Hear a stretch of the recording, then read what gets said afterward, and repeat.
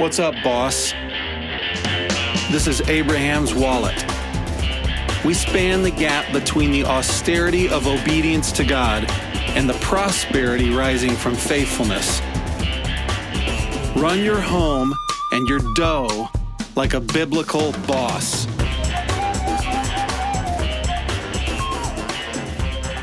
Yeah, let's start today by talking about this shirt, which I received a compliment on. It is J. Crew, and these are the days when J. Crew was a real step up for me because I think I bought this with my own money, and I remember where I bought it because I was in, drumroll, college.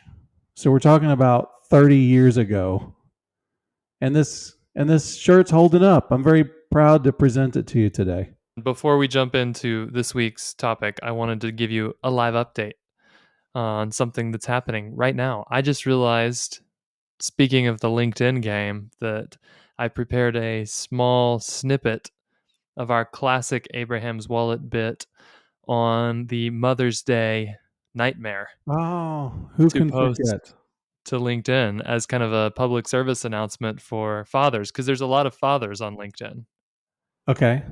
And where there's a father, there's often a mother. Yep. And so I just tossed that out to the world right here in real time while we were recording the Abraham's Wallet. Oh, that is so cool. You were there. Yeah, when you see that 2 weeks from now when you're listening to this, because it's been edited up and posted, Yeah. you can jump over to LinkedIn and like it, and it won't matter at all because it's 2 weeks old at that point. But you can remember when, and you can learn the lesson today, which is when you see Mark Parrott posting on LinkedIn, then like him and comment him and bless him. While we're talking in the Idea Lab, I'd like to throw out something that I experienced this past week. So I think I mentioned this at some point that this was 20th anniversary getaway for me and the wife. Congratulations. Thank you. And I'm going to be borrowing some of the equity of that trip in a moment. But while I was on this trip, Mark, forgive me when I tell you, forgive me for my hubris and arrogance when I tell you, I feel that I'm good at planning trips. I feel that when it comes to creating an itinerary of good. Wait. Yeah. Can I testify? Yeah, go ahead. Let's I just want to testify that that's true. I've been the beneficiary of your trip planning. So, okay. Amen, All brother. right. Okay. Say it twice. Okay. So I think a trip is a sacred thing. And so I think that where you stay matters. That doesn't even have to be the nicest place. Maybe what you're doing is a bro weekend and you want a motel. Well, then I think that ought to be the moteliest place that you can get to. And it ought to be fun and interesting. And then around that, you want to build activities that meet the needs of what you're there for. And then you want to augment with fun, interesting meals. And meals shouldn't be wasted. These are all my theories. Anyhow, I put together a winning itinerary for this 20th anniversary getaway. And while I was there, I had this nagging feeling. You know how you might send, we're at the Liberty Bell, so I'm going to take a picture of it and I send it along to my parents, for instance, and go, we're at the Liberty Bell. That's neat. Well, on this trip, I kept thinking it wasn't a summit per se. It was just an anniversary getaway. But I kept thinking the people, my Abraham's Wallet people, would appreciate so many of the wonderful things that we're able to do here. Applies to so many ways, applies to us and our community here, etc. And I thought to myself, is it hubris? Is it vainglory to dream of, I think I could put together a little video for the people. Now it's too late now, but I could have put together a video for the people. Here's us walking through our itinerary, and this is a smart way to put this trip together. Do you see how we did this and this? and it was great. What do you think of that idea of having a maybe it would be a 10-minute, here was a great trip we went on, and here's how you can, I don't know, build a trip that mirrors this, or even go on this exact Yeah. trip. I think that's an awesome idea, Stephen. I think that, you know, sending a picture to your parents, that's the original version of an Instagram post. Of course. Like, hey, it's a Pony Express with a photo that you posed for 30 minutes with Yes. the family and say, we made it to South Dakota Of course. and we've homesteaded. But Yes. you know, I don't know. Could you have done that live via the Volley channel? Would that have been an opportunity for you to just spin up a little Stevie's I could have. vacation thread? I could have created a thread and added to it as we went. Yeah, that could have worked. Whereas they still, you know what, this issue actually came up today. We have a friend who's an equity partner at Volley, and he says that they're working on the ability to export threads. And if I could build a whole thread, then later go back, export it, and build it into a little YouTube vid, that'd be a big win. Anyhow, it was the kind of thing I think of, and you think to yourself, would this benefit anybody? Would anybody besides me be very interested in this? I don't know. So I'll throw it out there. Anyways, I'll get to the trip now as I say the following. Ready? Here's the issue today is that as I tell you as I've been cooking on, my noodle has been cooking on lately, I want us to go back to the Abraham's wallet value of multi-generational families. I don't think we can talk about that enough from many angles, which we do, and there's a lot of opportunities to talk about it. But there's a modern idea that I want to drive a stake through, and the idea is that when I turn into an adult, I borrow money for college. Um, I'll pay for it later when I start my career, and then I'll go through life working for a big company. I will move up a few rungs on the corporate ladder. By the time I am done with my career, I'll end up in a nicer house that is more or less paid for. I will pay for my retirement, and by the time I die, maybe I could write $100,000 check that gets split up among my kids, and thumbs up. Now they get to do it all again. They get to do the same thing again.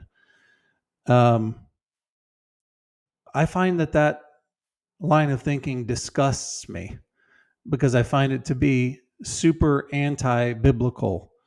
That kind of thinking treats every generation as a thing unto itself. Like the beginning of the story is when you turn 18, and the ending of the story is when you die.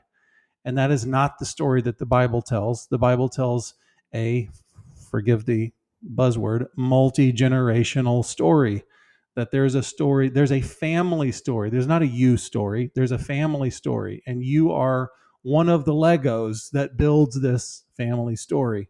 The American idea is kind of like as if all that I would have a conversation with my father about would be, could he give me some ideas of where to find a mortgage, because he knows where he found a mortgage. And when you were, Dad, when it was time for you to open up a 401k, who'd you go with? I went with Fidelity, son. Oh, great, Dad, thanks. What was your first car? I trust Chevrolet, son. Oh, Chevrolet, thanks, Dad. As if we're all doing the same moves over and over again. And I find that repugnant. My money, my plans, my ambitions for my life, they're supposed to be, they are my father's plans and his money and his ambitions. They should be the same thing. So there's a famous verse that we use in talking about children. It's Psalm 127.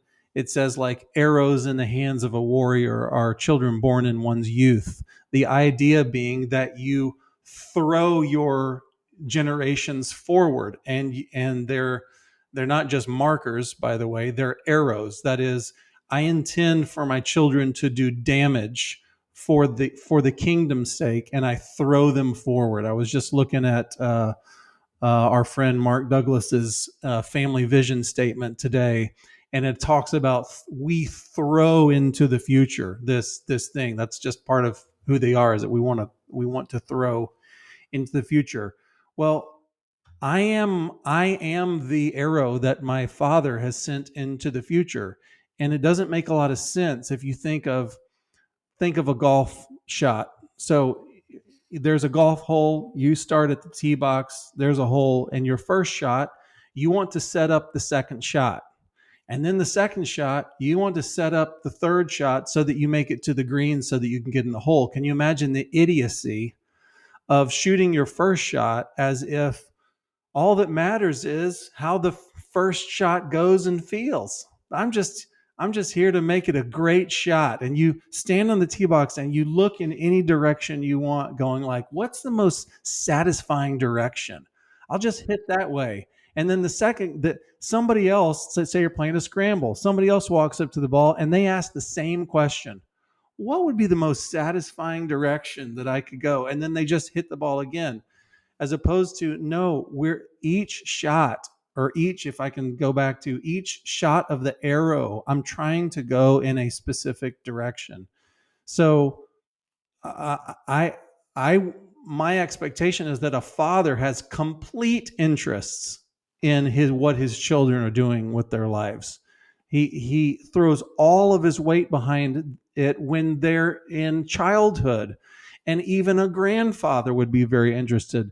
We're going to be talking to a great grandfather, not a great grandfather is confusing wording, a fantastic grandfather, to talk to us about some grandfathering tips and tricks, because of this, because so few grandfathers have owned this vision, which is a multi-generational idea. So the idea should be, the biblical idea, I think, is that me and my father, we're pulling on the same rope.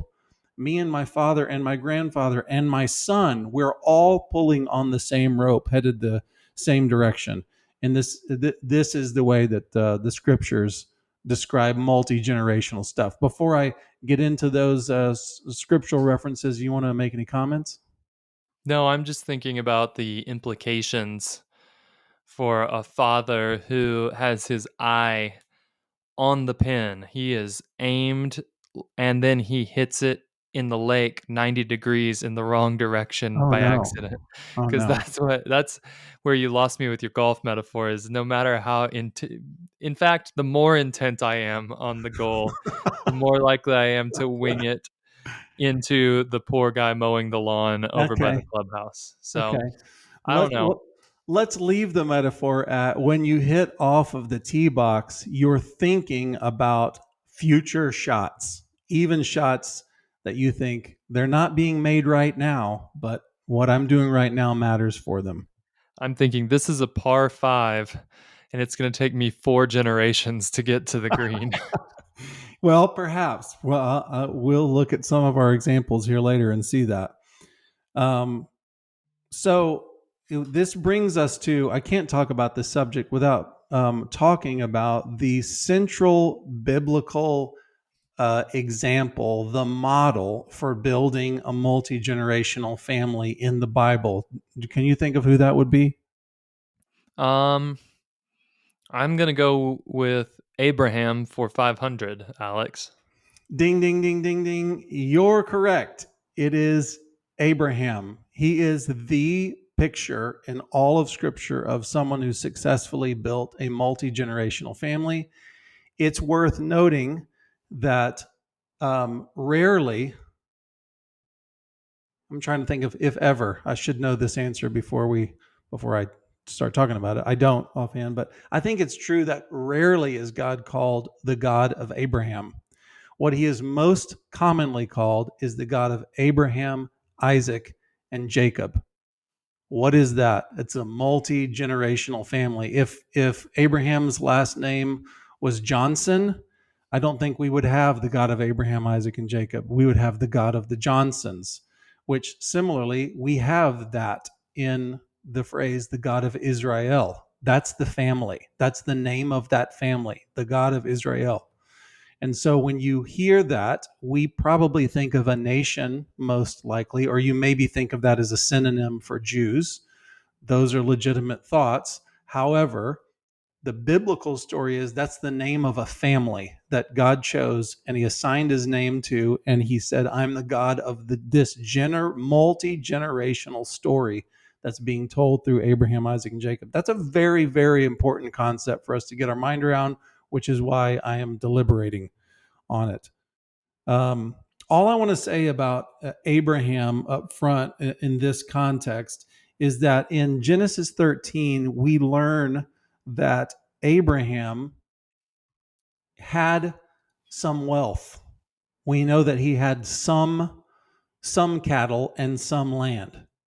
And we don't know how he came by that exactly. We would assume that he was given a leg up by his father. What we know is that in his lifetime, he dramatically expanded that capital. Even when he had to go into Egypt for a while and live in a foreign country, he expanded his assets, and then he passed on this successful family to his children. We've done an episode called Small Beginnings, and how it's really important to understand what you're doing and understand that you are doing this flinging forward with your life, so that even if you're the first generation to not live in debt, you're the first generation to not depend on credit cards, you're the first generation to live inside a budget and actually have a savings, for instance, those are not meaningless gains. They will take your generations somewhere else. And I think that the telling of these stories is really important for people to feel that encouragement that I might not be the one that ends up influencing nations, discipling nations, which is our mandate, but I can produce a family where there are nation influencers on my downline. So I wanted to give people some examples of those, in addition to some extra biblical examples, in addition to Abraham, because I think it helps illustrate the point. Yeah. Okay. I think that this is really helpful because as much as we talk multi-generational family vision at the Abraham's Wallet podcast, there is a temptation to kind of say that you're doing multi-generational family vision, but really, and maybe you are the Abraham, if you'll let me use the term, I where will. you're the I'll first allow it. one. You might be the first one that follows Jesus. You might be the first one that stays married to the same woman, or who knows? There's all sorts of firsts that would make us go, yeah, you're probably going to need to start from the foundation level. Yep. However, it's very easy to say you're being multi-generational when really you're kind of doing it all yourself. And the question has to be asked, are you really kind of casting a vision that's going to take longer than your own lifetime to fulfill? Or do you just like all this multi-generational talk, but you're using it as a framework to just sort of do your thing and set yourself up as a patriarch and sort of pat yourself on the back from time to time? Because there's a lot of LARPing that goes on in the multi-generational family vision world. And some of it, like our good friend Jeremy Pryor does, that's just good old fashioned real LARPing, where you Mhm. actually dress in medieval garb and go to the park. Yeah. But some of it, I'm like, no, you're actually just living exactly like the one generation guy that's gonna max out lifetime enjoyment and kind of strapping some multi-generational language onto it. So I'm excited to kind of hear what it looks like for families that maybe we can, even though Abraham is the goat, there are some families that we can relate to a little bit more, just culturally, because they happened in the Yeah. last 100 or 200 years. And they might not have had the multi-generational vision that we have, but they did go after something. That's And right. it took more than 40 years to get from A to B. That's right. And Yeah, I want to give the caveat. It's not an apology, but the examples that I'm going to be using, I wanted to take the most like visible examples that would be commonly known. And so the people that have the highest profile in our society would be people with wealth, um, and people with political power. So all I want to, I'm just using them as an example of multi-generational. So for instance, I want to start with the Kennedys. I'll just mention the Kennedys. I'm interested in presidents. I'm fascinated by presidents, and I really like visiting presidential libraries. And Sidebar: my father spent a little time with George W. last week. he did. Why? Yeah, he said he was at the gym and people were just walking up and chatting him up, and there was a couple Secret Service guys in the corner making sure nobody was up to no good. But he walked up and shook his hand and said, "Hey, we first met at the Rangers game 40 years ago." Wow. So kind of fun. What part of Dallas, may I ask? Well, you'll like this. It was actually at the Cooper Clinic. Oh, I do like that. That's where I was married, the Cooper Clinic. I was there. Okay, I'm telling the people. Yeah, that's great. Okay, Joseph Kennedy. You might know him if you've seen any of the Kennedy like a mini series over the last 10 years. Joseph Kennedy fathered a president and two senators, and Robert became the Attorney General also of the U.S. Joseph Kennedy was the U.S. ambassador to the UK, and he was the first head of the SEC. Do you know who appointed him as the first head of the SEC, by the way? I have So no idea. it's FDR, who we'll get to in a moment. Joseph Kennedy's father, PJ, was a state senator in Massachusetts, and PJ was also a major party boss of the Democratic Party. So he was a guy who, like, behind the scenes, he made things happen, and he would pick that guy should run for election, etc. He was kind of ran things. He had started work at age 14 in the stationery store that his mother had bought after working there for years. So humble beginnings, mother buys a stationery store. He starts working with her in this business that expanded into becoming a market. And he made a bunch of money in liquor, actually. When he had a little money of his own, I think he bought a liquor store, a saloon. He bought a saloon and expanded from there. And he fathered Joseph. The point is, JFK, who we know, as Camelot, important and hallowed American figure. He did not come from nowhere. He grew up around politicians. He grew up around world shaping influencers. He grew up around smart business people, and he grew up around money.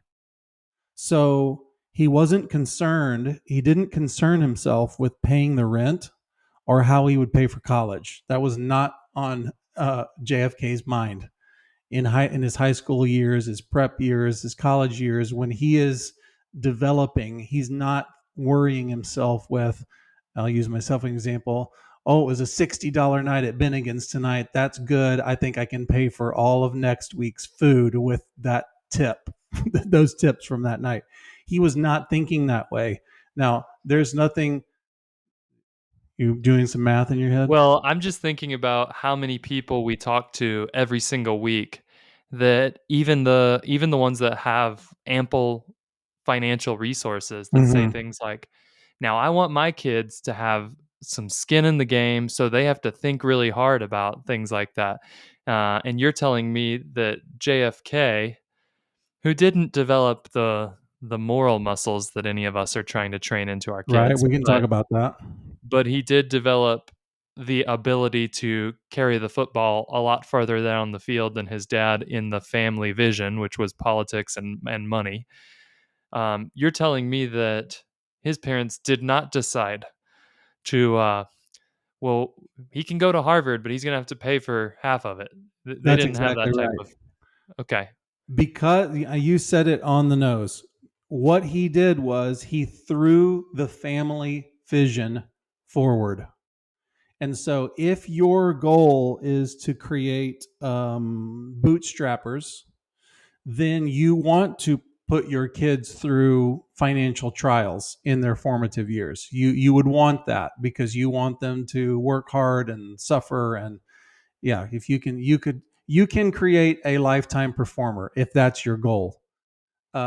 Joe, forgive me for calling Joseph Kennedy Joe. We're not old friends, but that's how he was known. Joe, he had a goal for his sons, and that is that they would be political movers and shakers.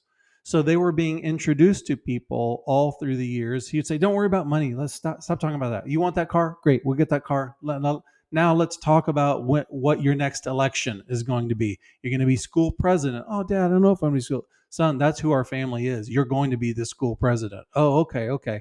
And so there was a kind of bootstrapping, a training school that Joe put his sons through, and the goal was to end up with political power. Now, that's not our goal. I don't think I have to state this over and over again. But the point is, there was a family vision. It had started generations back, and it was developed over the years. My point is that a foundation had been laid for JFK before he was ever born, that this is the way the family's going to go. And as you said, the vision was political power, and it was also wealth. I think that we could say that Joe was a greedy son of a gun. He loved money. Okay, let's move on from the Kennedys Well, to, yeah. it wasn't getting really good at like boats or small planes. That was not part, and that would have been helpful if they had trained a little of that into the family vision. Okay, I'm going to just leave that right there. That's a great point. You nailed that point. Okay. Now this past week when I was celebrating with my wife, what we did was we went into upstate New York, and it was a beautiful, wonderful time. And within 15 minutes of where we abided, where we stayed, where we housed, was famous Hyde Park, which is the home of FDR and the famous Roosevelt family property. Little known factoid: FDR deeded his family property to the parks system to create a presidential library. He was the first one to do that, and he did it before he died. So he actually lived at the presidential library before he died. Isn't that fascinating? Anyhow, let's talk about Roosevelt, because we actually went. God bless my wife, but not only did we go to the presidential library, I loved it so much. We went back a second day, and she was like, "We don't have to do this, do we?" Yeah, I do. Sorry, we have to do it. I didn't make her go. I told her, you can do whatever you want. I got to go back there. So I did. Loved it. And the Roosevelts, in 1650, they were immigrants from the Netherlands, and this guy was. And within 10 years of showing up as an immigrant, he had purchased a 50-acre plot of land to farm. That's what he knew how to do. It just so happened, this seems fortuitous, the 50 acres that he purchased are now called a Manhattan. And on the plot of land that he bought, the Empire State Building now stands. So there's your 50 acres that he bought back in the day. And his son, the son of this immigrant, was an alderman. So that's kind of a big moment in the Roosevelt family. His son was an alderman. So the first time that somebody's in office in this new land of America. Now, fast forward 5 generations from this guy who came across as an immigrant, and within 10 years had bought 50 acres. By the way, let me just say, I was thinking about that first son whose name I think was Klaus, who bought this 50 acres of farmland. When he became alderman, I wonder if he went to City Hall and is meeting people, and they say, "Now, who's your family?" "We're Das Roosevelts." Oh, okay. And what does your family have? What are your assets? Well, we're farmers. Is it a big farm? Is it an impressive farm? Oh, it's 50 acres. Oh, so not much of a farm. Well, maybe not, but we're working on it. We have some ambitions. We're trying. Okay. Is it in a good spot? Well, the island, I don't know what it was called. Now it's called Manhattan. You know that little island that we're there. Oh, that's a farm in the middle of an island. Okay. Whatever.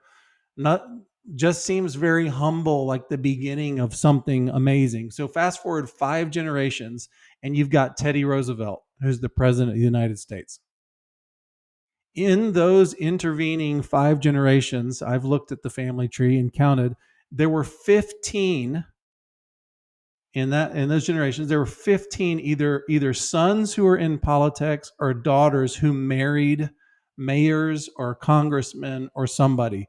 There was this political influence legacy that got created. Interestingly, there was this whole wing of the family tree out in Oyster Bay that was they were all just bankers. And you could just look, father is a banker, son banker, grandson's bankers. You could see how it moves among the cousins and everybody's running banks. And you just go, there was some intellectual capital, not to mention the relationships that were being passed down generationally among the Roosevelt family. And there was this political thread that ran through the whole thing. And then you end up with Teddy Roosevelt as the president of the United States. I'll just throw in here that it's the most normal thing in the world for a father to want his son to learn the lessons that he had to fight and scrape for handed to him on a platter so that the son could potentially outstrip the father's achievements.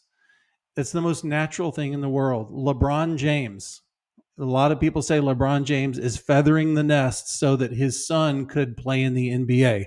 The chances are slim of his son making more hay than dad did, but it proves the point that LeBron has this goal in his mind, which is, I want my son to be able to do the things that I did, and I want it to be a smoother path for him to success, right? LeBron didn't have a father around, and he had to play at the Y I and beg, mean, borrow, and steal. Yeah. think about Del Curry. Del Curry was a great NBA player. Yes, Um, he wasn't Steph, and Del Curry had a lot more physical advantages than Steph Curry did. that's true. But who is going to be the more notable Hall of Famer between father and son? The dad, who was equipped and probably worked his tail off, but had all the natural advantages, or the son, who's like a 40-pound lighter version of me, that learned how to shoot the basketball maybe better than anybody else and Right. developed all those skills. Um, yeah, so father in that case was able to train something into son that led to a son who surpassed even a very high bar. That's right. And I'm interested in Steph Curry, and he talks about the fact that hanging around NBA locker rooms and having casual relationships with NBA stars as a child completely affected his worldview. He understood the way team dynamics worked, et cetera, et cetera. And there's a really easy parallel here, which is FDR's father was, the family was already really wealthy, really influential, and FDR's father um, wasn't a politician himself, although he was involved in the Democratic Party and supporting um, politicians. He had supported Grover Cleveland, getting him into office. So check this out. As a child, FDR went with his father on several occasions to the White House and would hang out with the president. As a kid, that was FDR, meeting Grover Cleveland. Oh, he's buddies with my father, and being around that world. Um, Eleanor was famously close with her uncle, who was Teddy Roosevelt. So they had the world in which these people operated, I'm just trying to paint a picture that FDR, like JFK, didn't come out of nowhere. Um, he was part of a family that was moving in that direction, um, and there was a multi-generational story being told through him. FDR's father went to law school, which he did. They just walked in these similar roads, and FDR. This really struck me when he came into power, was elected president. FDR had been an only child. He lived as an only child. His father had one more son with a wife that died, but he wasn't in the house when FDR was growing up. So he grew up as an only child in this huge farm estate, Hyde Park, New York. And he grew up with, if you have any kind of affirmation as a child growing up, and he had the security of his whole world around him, he grew up, as you might expect, really confident. He grew up really optimistic. He grew up thinking, I could do anything that I set my mind to. I mean, the world is my oyster. He was athletic and he was a leader at school and he went to law school and everything that you would expect. So it's funny that when the Great Depression sets in and we see Herbert Hoover, who was very recalcitrant, he was very um, he was pugnacious, but he was kind of dour. So he wasn't a cheerful, we can do this. He would say, well, we've done the responsible fiscal decisions. All right, America, we need to pull ourselves through this. And there's FDR standing in the wings going like, come on, guys, we can do this. I believe in you guys. And the whole nation went, we like that guy over in the corner. And they voted FDR in because he had this "we're going to make it happen" attitude, and so it endeared him to the nation. And I think that the family that he came from set him up for that kind of confidence and optimism, etc. So I'll move on one last. That's so unique though amongst wealthy kids. If you go listen to stuff we've talked about inheritance, Yes, like we've told story after story that that's not normal. yes, So I just want to put a highlight on that because you might be listening to this and going, well, it sounds like you're saying if the kid doesn't have to worry about anything financially, then they're going yes. to turn out better. And that's not true. No, what the distinction I'll make is that if you set the family vision at a purely consumer American vision, which is we want to have money and be comfortable. If you give that to your child without them having done anything, they will go their whole lives wanting that thing without doing anything. Now, the Roosevelt family vision, it's not published anywhere. I'm putting two and two together and reading between the lines, but they had a vision of being world changers. For instance, his father donated money to Hyde Park so that they would build a library, and that library is still in operation today in the little town. So the dad wasn't just thinking. Matter of fact, it's very interesting. The house that FDR grew up in was very small.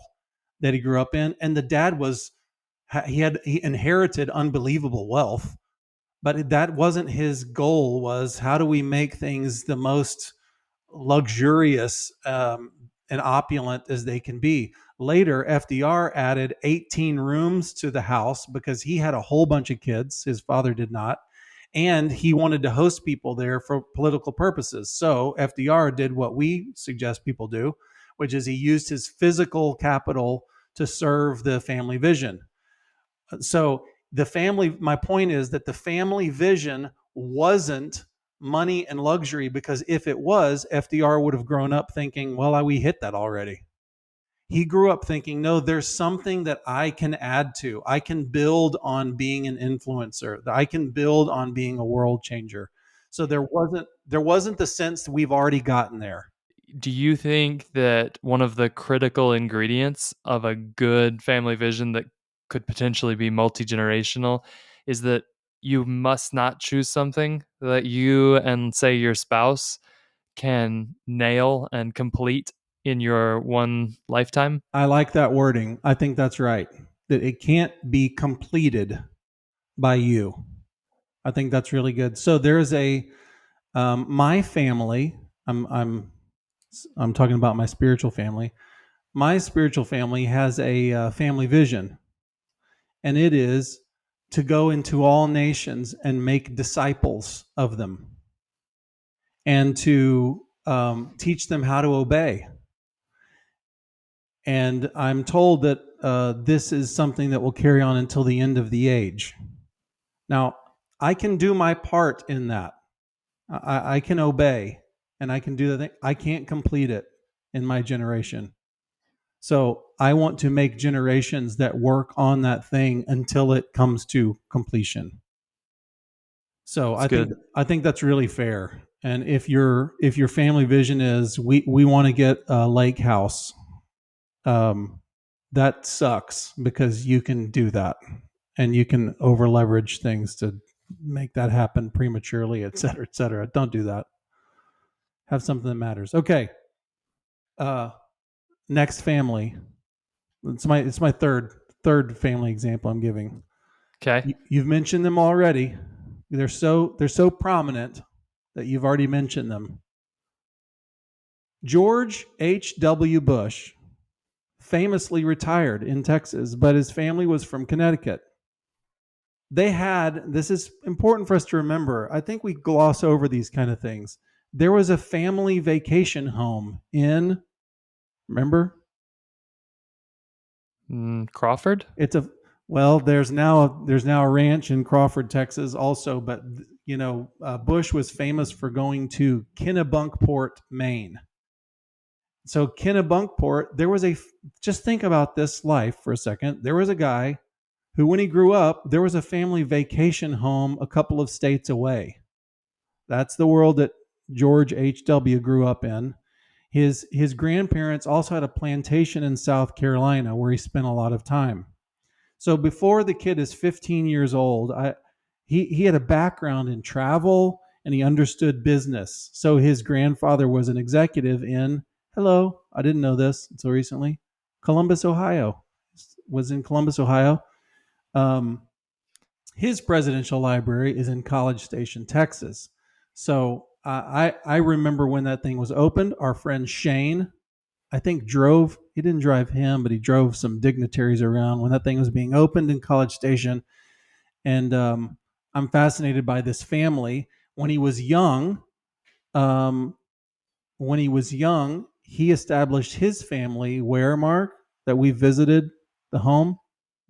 Spring, Texas? Is that where it was? No. We visited his home last year in the I summer. remember the house. Where was it? It was somewhere around there, right?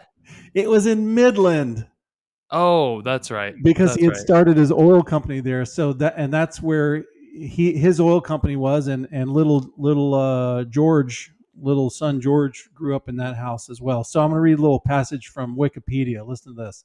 Because of the family's wealth, Bush was largely unaffected by the Great Depression. Now that's just amazing to me. So there's all sorts of wonderful stories about the Great Depression affecting people's character and, man, the go-getters. But George, as a young man, the Great Depression comes. FDR gets elected, and there was so much insulating wealth that he could continue on with his education. He went into the Army. That's an interesting thing these days, to think that a guy went into the Army as part of his formation, even though they were a totally wealthy family. It wasn't anything to do with hardship. It was, no, this is part of becoming a man and serving the country. So anyways, he attended Country Day School and Phillips Academy, which is an elite private academy in Massachusetts. While there, now listen to his life. He served as president of the senior class, the secretary of the student council, president of the community fundraising group. This is as a high school student, and a member of the editorial board of the school newspaper, and captain of the varsity baseball and soccer teams. This was a guy who was groomed for leadership. And there was this story being told through his family, and he exhibited this leadership even in high school. Then he exhibited it in World War II. There's this famous episode in Daddy Bush's life where he saves lives in World War II. He went on to Yale. He was an oil businessman in Midland. And he volunteered for Eisenhower's presidential campaign the very same year his father was elected as a senator for Connecticut. Amazing, right? So there's this family story happening.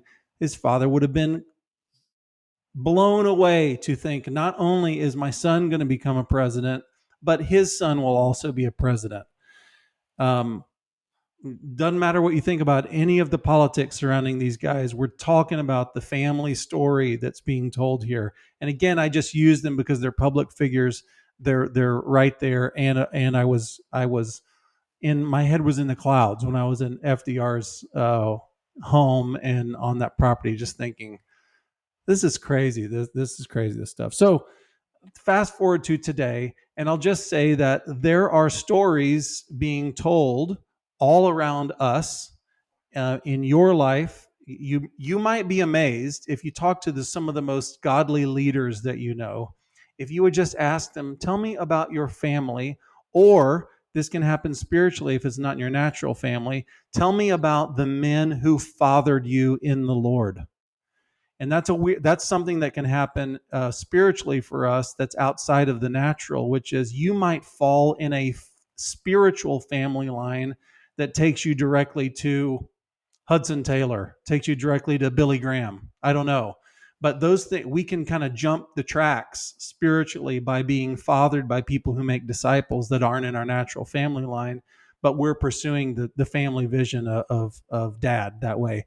So I say that as an illustration that most likely the people that you consider to be leaders, the people that you consider to be spiritually mature, they've been fathered somewhere. There's a family vision that's been passed along to them. I just give this as an example. I talked about this in the Midrash episode that Jeremy Pryor's father, Jerry, often joins us for those discussions. Did you hear that episode? You know what? I just listened to that episode this week. Yeah. Long story, but I'm ready to spin up something like that here in Salt Lake. And I am the guy who you were describing. Like, man, I have a lack of deep diving into scripture in my life with other Right. guys on a Right. regular basis. So I actually was on a call with somebody who attends that midrash Oh, wow. regularly just before we started recording, and I was drilling them for comments and what works, what doesn't. So Were they I don't know, also enthusiastic about it? super enthusiastic, and that's probably something that people don't realize is that when you do an episode that I'm not in, or vice versa, it might take us a month to listen, but That's true. there's That's true. there's been a couple that you've made that have had tremendous impact on me. So Oh, that neat. was one of them where I was just like, wow, I am going to listen to this 4 more times so that I'm ready to kind of tee it up for people. But Neat. that was a good one. Neat. Well, I hope that it provided you with ample equipment to at least dream about doing it on your own. And as I said in that episode, Jeremy's father, Jerry, shows up at those midrashes, and it's great to get his input. And also, I like to pick Jerry's brain, and it's so obvious to see where Jeremy came from. And it's also obvious to see now bigger isn't always better, but it's obvious to see that the foundations that were poured in Jeremy allow him to have a larger impact than his father has had. I don't mean that to be a criticism at all. I mean to compliment Jerry, because it's clear that Jerry has a vision for Jackson, his grandson, that outstrips both of them.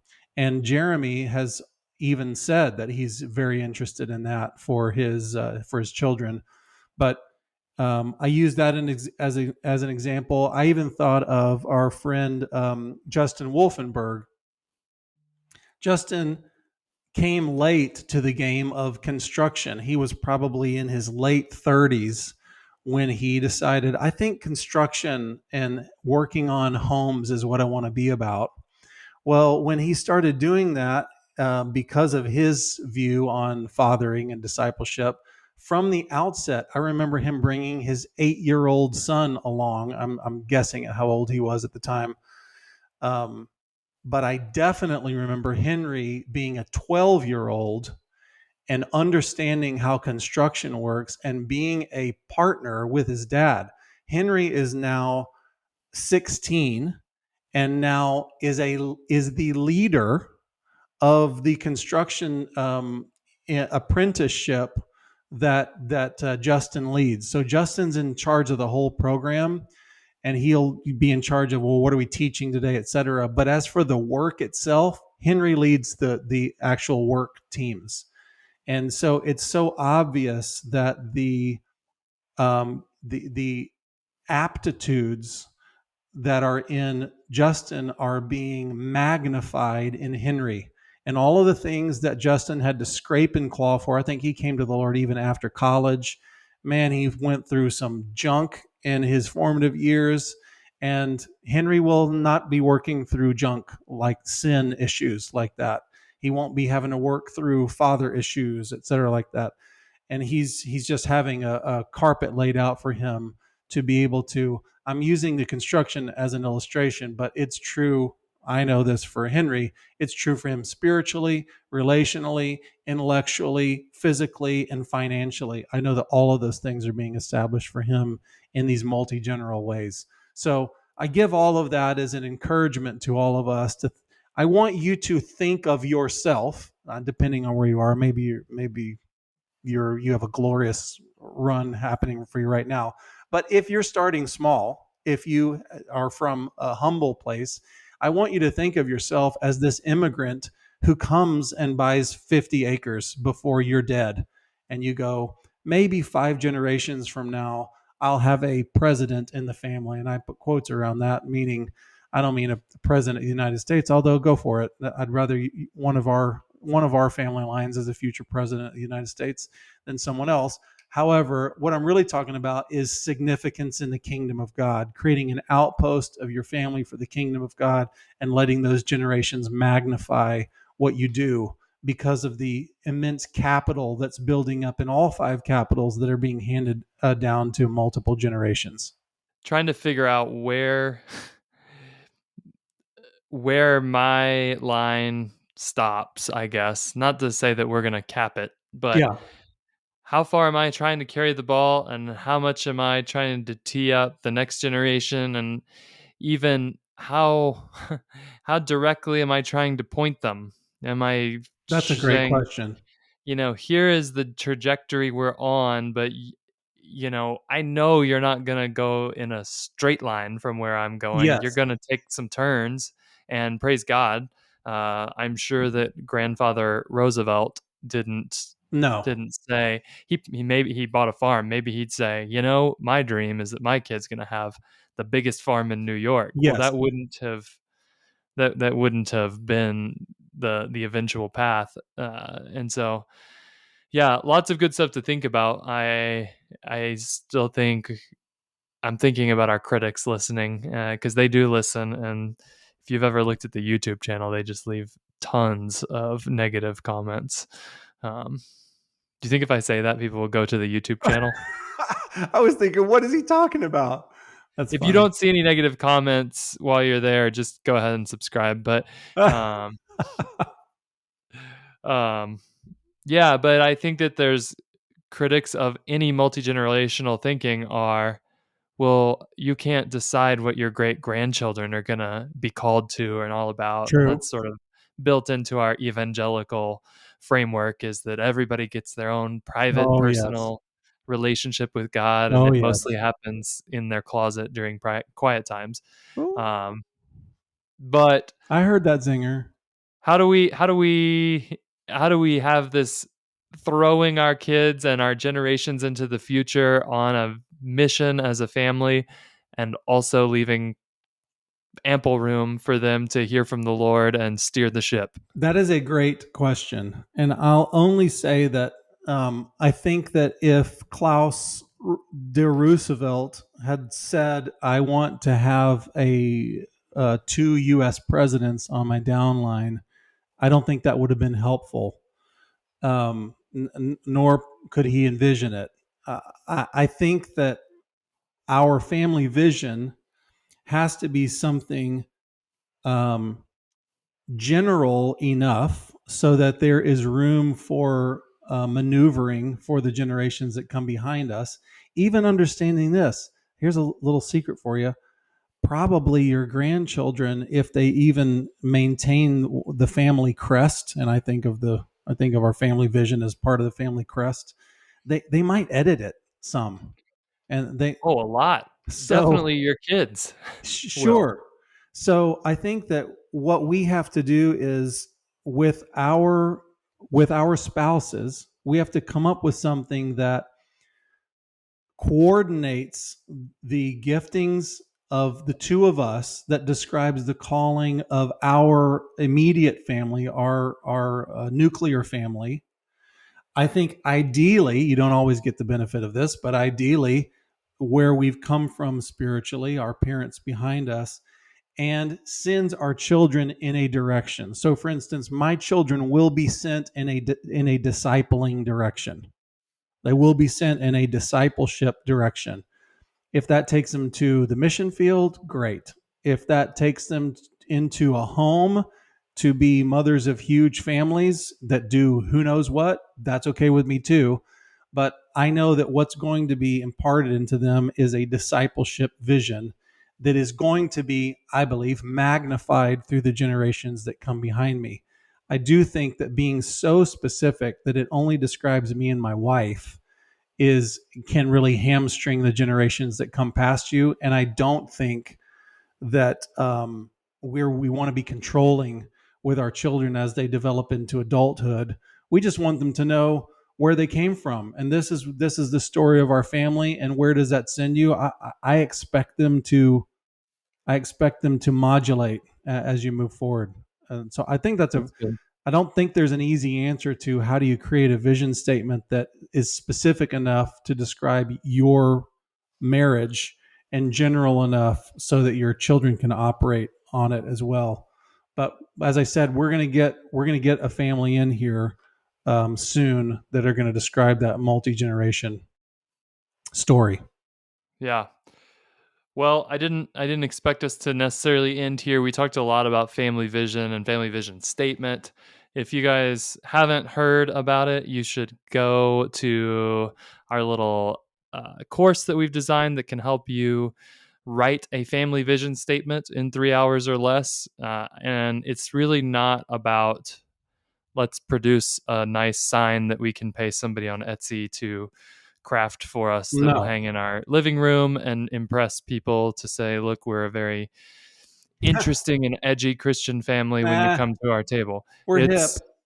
It's really something that mostly I have to give credit to Stephen created to walk you through what are the experiences, what are the moments where you went as a family, wow, this is incredible. We're really lit up right now. And how do we take memories of those types of things and extract from them the unique giftings and callings that are present in you and your spouse, and then eventually that you see being perpetuated through your downlines generationally. So if that's something you want to check out, outpostacademy.net is where you would Mhm. find that course. And Stephen, you have a discount to make it affordable for the people, because I'm willing to do that. not I'm all willing of to them do are that. Rockefellers yet. And That's right. So so this is airing, I think, sometime in late May. So here's what I'll say: if you will do this before um, June 15th, if you'll go there before June 15th and go to outpostacademy.net, I'm going to throw a 50% discount if you'll just put in the code Abraham's Wallet until June 15th. We'll give you 50% off. What do you say? I say that's incredible. You could be producing presidents right now.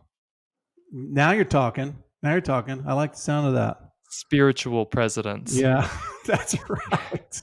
Yeah, if anybody's final vision statements got the term spiritual presidents in it, we will refund your fee. I'm all for it. Sounds great. You have to produce one, but once you've produced one, then you get your money back. Just show me that's in the statement. You win. All right. Thanks, Mark. This is good. Until next week. All right.